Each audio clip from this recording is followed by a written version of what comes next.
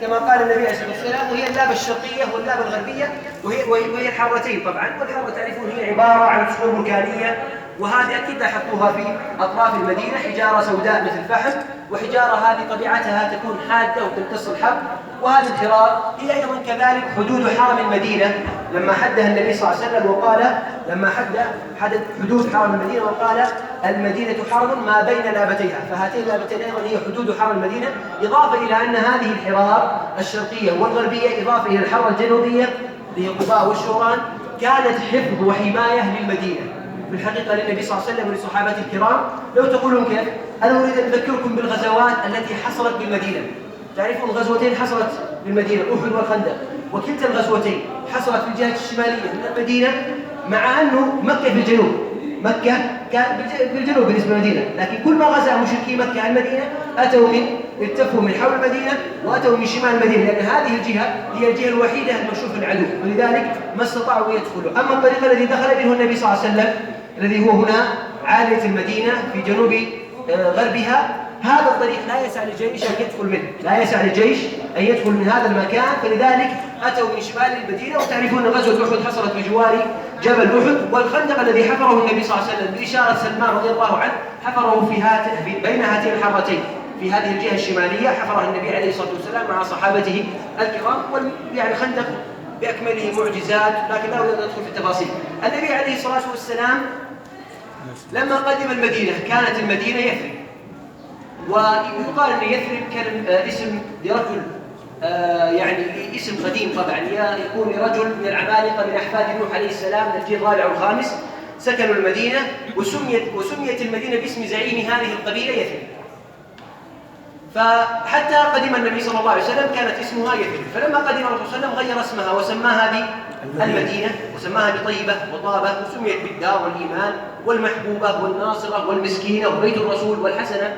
هذه كلها اقتباسات من القرآن الكريم أيضا تجدون في السنة النبوية وكثيرة. عد بعض العلماء مثل الإمام السنهودي عد في كتابه أكثر من 100 اسم للمدينة، وهذه كلها تدل على عظمها ومكانتها. ولا يخفى على الجميع مكانة المدينة، نسأل الله عز وجل ألا يحرمنا السكن فيها والعيش فيها والموت فيها. لعلكم تستغربون من الدعوة، لكن سوف أشرح معنى هذه الدعوة بإذن الله عز وجل. تفضلوا ننتقل يا جماعة.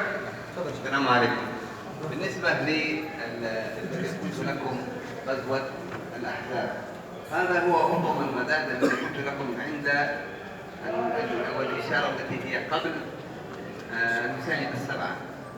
من هنا أطم المداد ابتدأ الحفر إلى جبل بني عبيد، عرفتم كيف؟ إلى المعروف بأطم الشيخين قلت لكم الذي هو أمام الآن المزرعة التي هي أمام سوق مندرين، عرفتم كيف؟ هذا هو.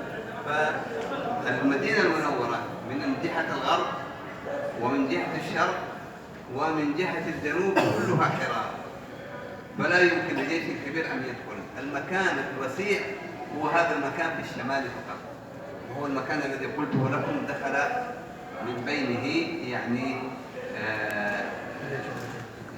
الجيش في غزوة أحد وفي غزوة الأحزاب. والله أعلم. حبه لأهل المدينة عليه الصلاة والسلام. ماذا قال النبي عليه الصلاة والسلام لحبه لأهل المدينة؟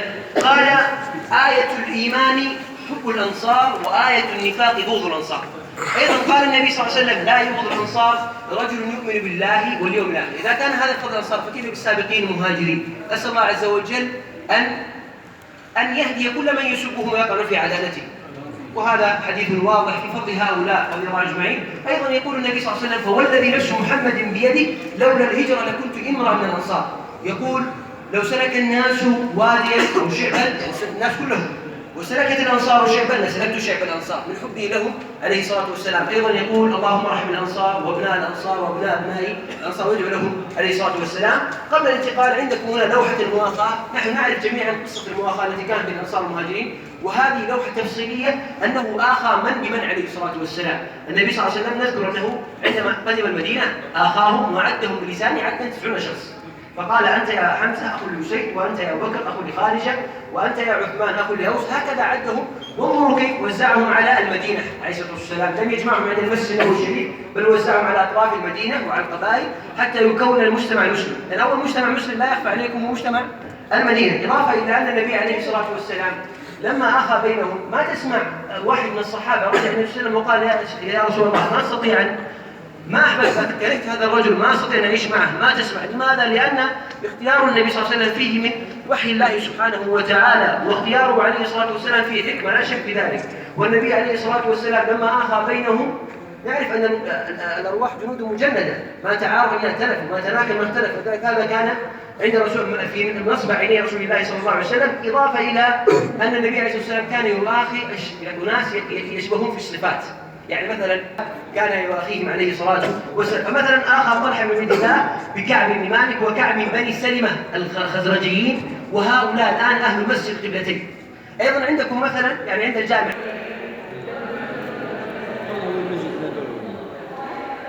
المسجد، هذا هو المسجد النبوي. نحن الآن